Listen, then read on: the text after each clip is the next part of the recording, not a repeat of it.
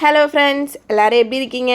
Today video என்னென்னு பார்க்கலாமா? இன்றைக்கி ஒரு டேஸ்டியான நல்ல சூப்பரான ஒரு ஹெல்த்தியான ரோட்டு சைடு காலிஃப்ளவர் மஞ்சூரியன் எப்படி செய்யலான்னு பார்க்கலாமா? வெஜிடேரியன் லவரெல்லாம் இருந்தீங்கன்னா செம்ம டேஸ்ட்டாக இருக்கும். கண்டிப்பாக ஈவினிங் ஸ்நாக்ஸுக்கு ட்ரை பண்ணி பாருங்கள். ஃபஸ்ட்டு காலிஃப்ளவர் எடுத்து கட் பண்ணி சுடுதண்ணியில் போட்டு மஞ்சத்தூள் போட்டு ஒரு 10 மினிட்ஸ் வச்சுருங்க. நெக்ஸ்ட் அதை ஃபில்டர் பண்ணிவிட்டு மசாலாவுக்கு வந்து சில்லி பவுடர், இஞ்சி பூண்டு பேஸ்ட்டு, கார்ன்ஃப்ளவர் மாவு போட்டு நல்லா மிக்ஸ் பண்ணி வச்சுருங்க.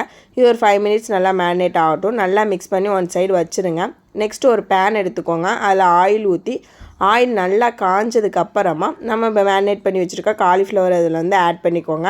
இது வந்து எடுக்கும்போதே நல்லா காலிஃப்ளவர் சில்லி மாதிரி இருக்குது. ஃப்ரை பண்ணி எடுக்கும்போது இது வெறுதாக சாப்பிடவே செம்ம டேஸ்ட்டாக இருக்கும். இதில் இன்னும் டேஸ்ட்டு கூட்டுறதுக்காக நம்ம இன்னும் சில பொருட்கள் வந்து நம்ம சேர்க்க போகிறோம். நெக்ஸ்ட்டு வந்து ஒரு பேனில் வந்து ஆயில் ஊற்றிட்டு சின்னமாக பொடியாக கட் பண்ண கார்லிக்கு ஒரு 2 க்ரீன் சில்லி போட்டு நல்லா வதக்கி விட்ருங்க. இதோடைய ஃப்ளேவர் செம்ம டேஸ்ட்டாக இருக்கும்.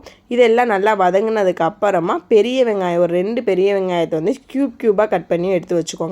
இதுவும் நல்லா வதங்கட்டும். இது காட்டம் எரிச்சல் இல்லாத அளவுக்கு நல்லா வதங்கினதுக்கு அப்புறமா நான் இன்றைக்கி வந்து க்ரீன் கலர் கேப்சிகம் எடுத்திருக்கேன். நீங்கள் என்ன கலர் கேப்சிகம் வேணாலும் போட்டுக்கலாம். இன்னும் இதில் கார்ன் எதுனாலும் சேர்த்துக்கலாம். போட்டு இதெல்லாம் நல்லா வதக்கி விடுங்க. வதங்கினதுக்கு அப்புறமா கொஞ்சோண்டு சில்லி பவுடர், காஷ்மீரி சில்லி வந்து சேர்த்துருக்கேன், கலருக்காக தான். அந்த கொஞ்சோண்டு சில்லி பவுடர் சேர்த்ததுக்கப்புறம் 1 spoon soya sauce, 1 spoon ketchup வந்து சேர்த்துக்கோங்க. சின்ன ஸ்பூனில் சேர்த்துக்கோங்க, நிறையா சேர்த்துட வேணாம். இதெல்லாம் போட்டு சேர்த்து நல்லா கிளறி விட்டுக்கலாம். கிளறினதுக்கு அப்புறமா இதில் இன்னமும் நல்ல ஒரு சாஸ் மாதிரி வர்றதுக்காக 2 ஸ்பூன் கார்ன்ஃப்ளவர் மாவு எடுத்துக்கோங்க. அதில் கொஞ்சம் வாட்டர் ஊற்றி நல்லா கட்டி இல்லாமல் கரைச்சி எடுத்து வச்சுக்கோங்க.